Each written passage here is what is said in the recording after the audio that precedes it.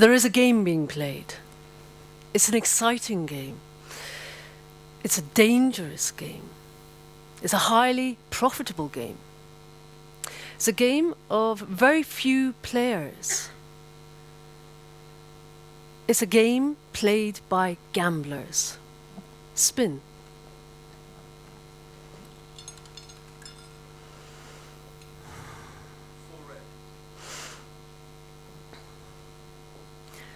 I am a wealthy First Nation state.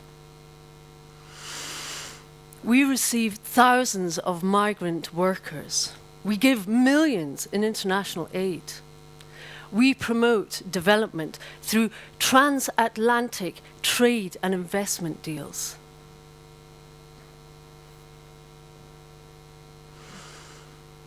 Four island states are going underwater. Kiribati, Maldives, the Marshall Islands, and Tuvalu shall all become uninhabitable if sea levels continue to rise. Many other small island developing states shall also suffer a similar fate. They and others are directly affected by a climate change not of their making. But there is a lifeline. It is called the Climate Displacement Coordination Facility, which basically means migration with dignity for those who end up underwater. But the United Nations climate negotiations have cut that text. Where will these islanders go as sea levels rise? No amount of trade or investment deals are going to help them. Are they just going to ask for charity handouts?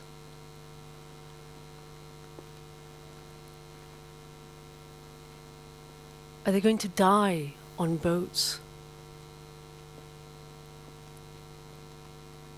Are they going to become environmental refugees of a climate emergency that is in truth entirely predictable and utterly non-negotiable?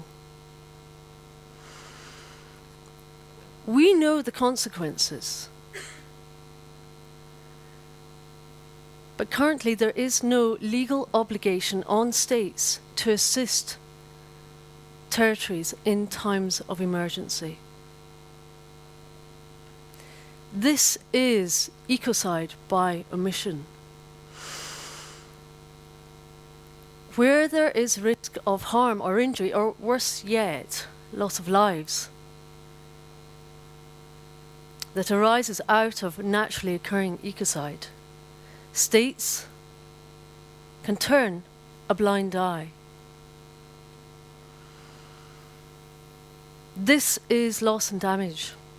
This is a climate crime. It is not yet legally recognized. There is missing law. Spin.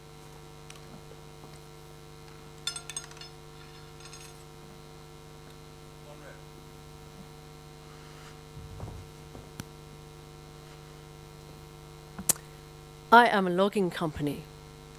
We bring jobs, we bring profit, we raise the GDP, we keep the world economy moving. We clear the dead wood so that agro-industry can make flat and straight yields.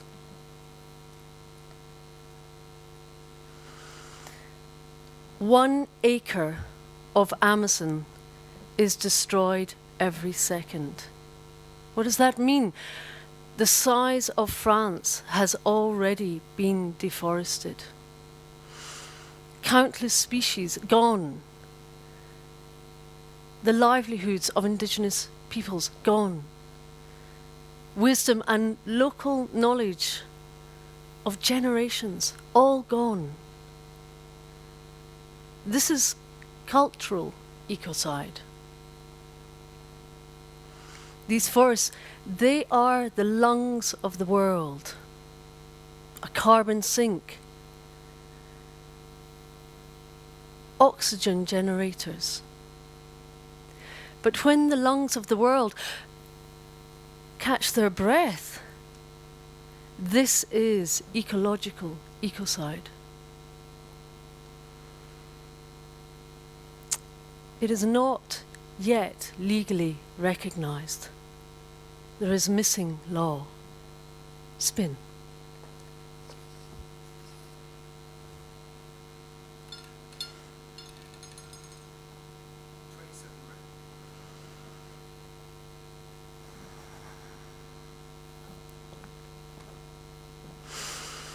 I am the press.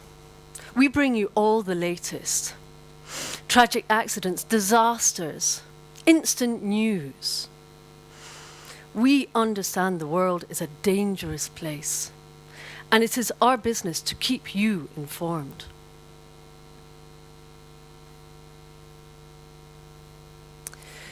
This month, a dam burst in Brazil.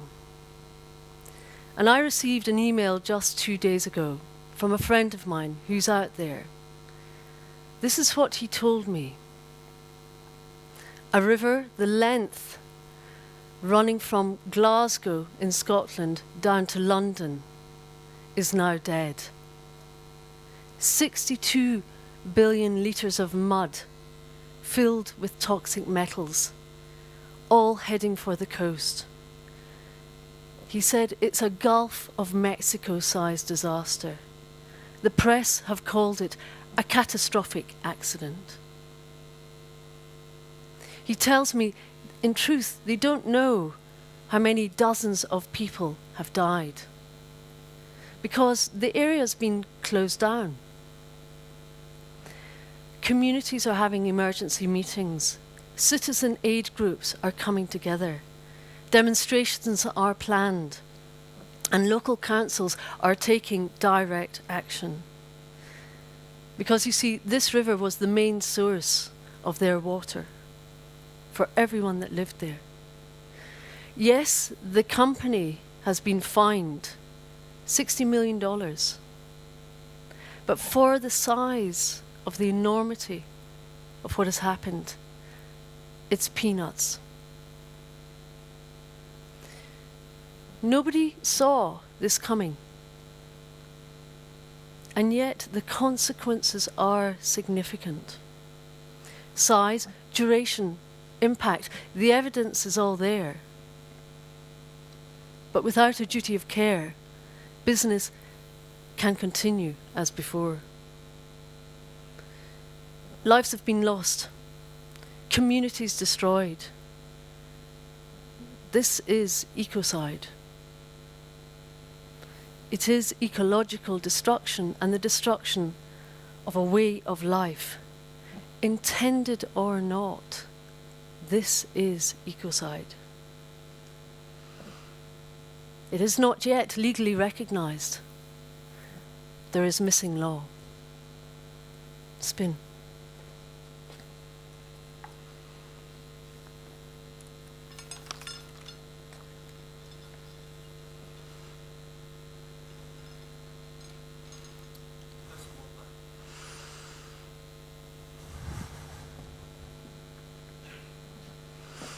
I am an energy company.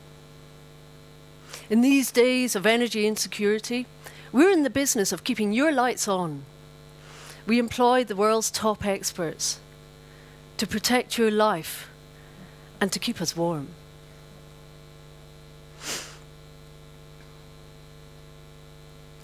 There are 31 state-owned oil companies. I've been to the Athabasca tar sands in Canada. Some of them work there. It's no longer called drilling for oil. It goes in so deep and uses so much water and so many toxic chemicals that it's now called unconventional tar sand extraction. I met with communities who had lost everything, and I met with communities who had benefited. Some of the stories I heard made me want to cry. But you know what? Nobody wanted to look. I saw mass damage, destruction, loss on an enormous scale. I saw belching black smoke.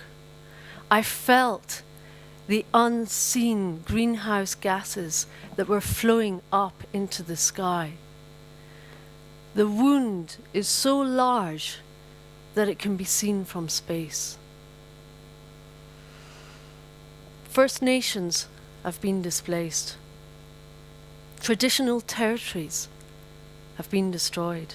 Ways of life gone. And for what? Quick fix fuel and another carbon sink destroyed. This is cultural ecocide. This is ecological ecocide. It is a climate crime. It's not yet legally recognized. There is missing law. Spin.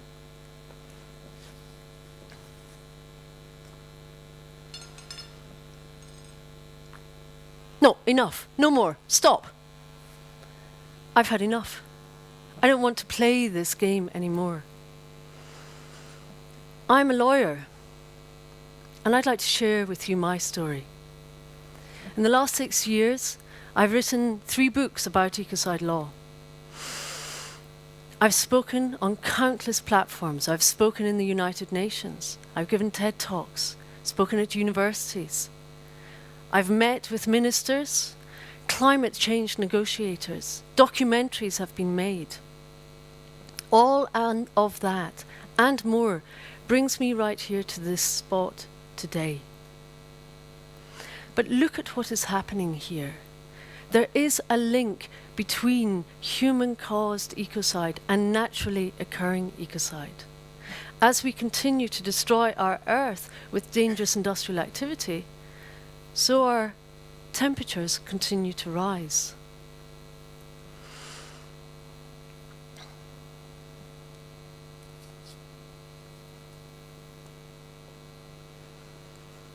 The rules of this casino are fixed, but the rules of our world are laws, and they can be changed.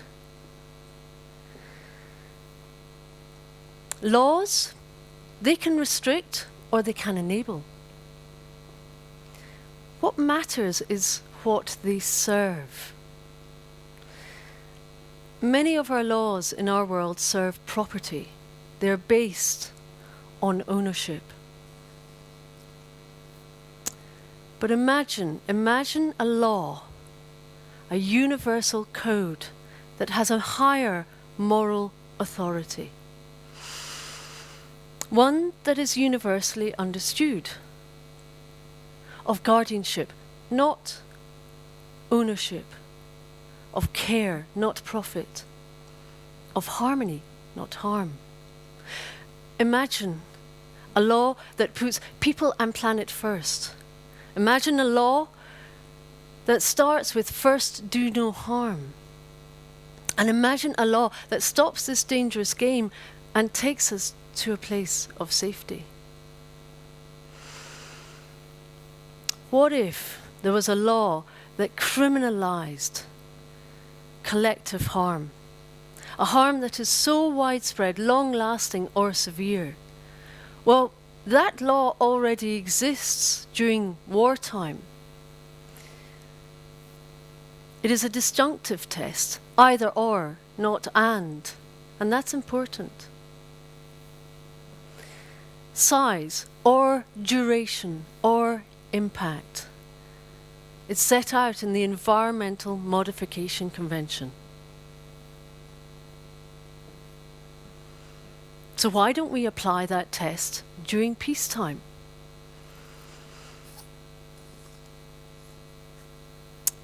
In 2010, I proposed into the United Nations that we define ecocide as extensive damage, destruction to, or loss of ecosystems of a given territory. This law is within our grasp.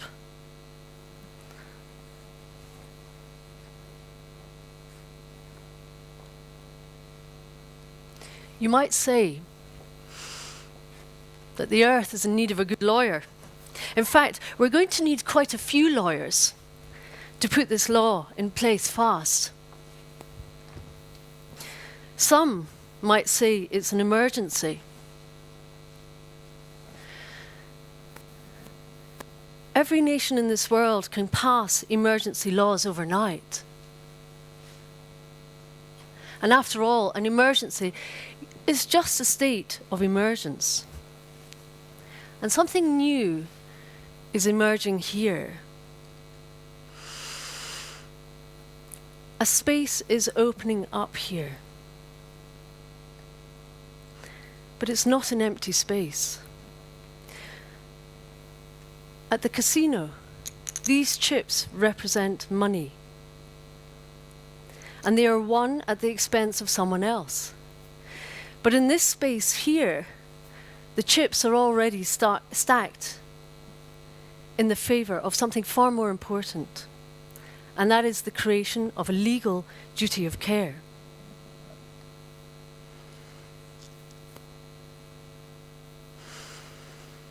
There exists a document called the Rome Statute. It is a global statute, and that document sets out the existing international crimes against peace. We have genocide, war crimes, crimes against humanity, and crimes of aggression. But there's a missing crime. It's a climate crime. It is ecocide. 123 states are signatories to the Rome Statute. All it takes is for one signatory head of state to call for an amendment to that statute. And when they do, an assembly of state parties must be called within 3 months. So a new space has opened up here.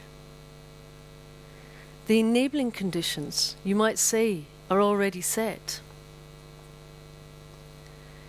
This space has safety. An amendment to the Rome Statute has no veto, cannot be vetoed. Bilateral agreements do not apply here. But more than that, once it's tabled, it's just a question of adding signatories. All states, however small, have equal voice in this process. It has support. Other lawyers are speaking out to end state and corporate crime. NGOs around the world are ready and prepared to stand up and support any head of state who's prepared to step into this space. Faith leaders, from the Pope to Archbishop Desmond Tutu, have called for a moral duty of care and for legal liability for climate crime. It has passion. Grassroots movements and communities around the world are calling for climate justice, recognition of climate crime, to end ecocide. And it has precedent. Ecocide law was originally drafted into the Rome Statute. Many countries supported it. It was only as a result of a few objections that it was removed. More than that, Bolivia and Ecuador, they already have laws to support the rights of nature. Indigenous world, well, they get it. They understand the fundamental relationship between human life and the natural world. And it has readiness. These amendments are already drafted. Countries have been alerted right across the world. Documents have been sent, letters, books, emails. Legal advisors are now ready to assist any head of state wanting to step into this space. So this space is open. It already has support, passion, precedent, Readiness. It's a safe space. And best of all, it's easy. Any signatory head of state can step in. You do not have to wait for your number to be called. You do not have to wait for permission. Any signatory state is free to take the step.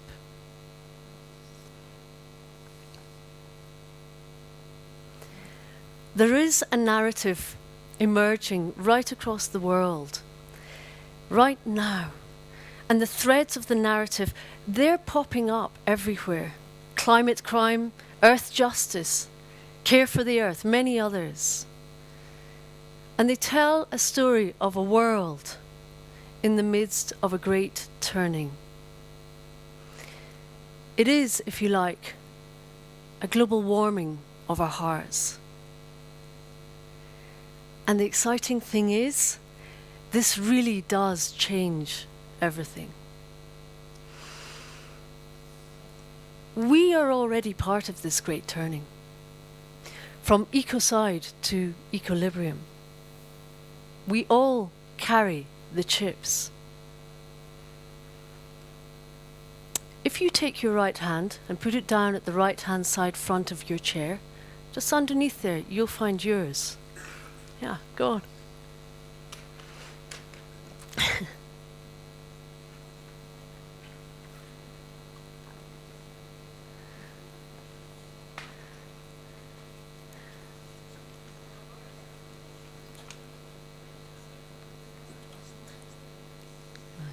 You'll find on one side of your chip one of the key phrases in this emerging narrative that supports a legal duty of care. On the other side, you'll see it's blank. And that's for you to choose its best purpose. I invite you to share what you find on this and keep your chip, but use it well. This space is green and fertile. Each time we share our part in this great story, we give it strength and life. After all, this is our story, yours and mine. Anyone who steps into this space shall change the course of history.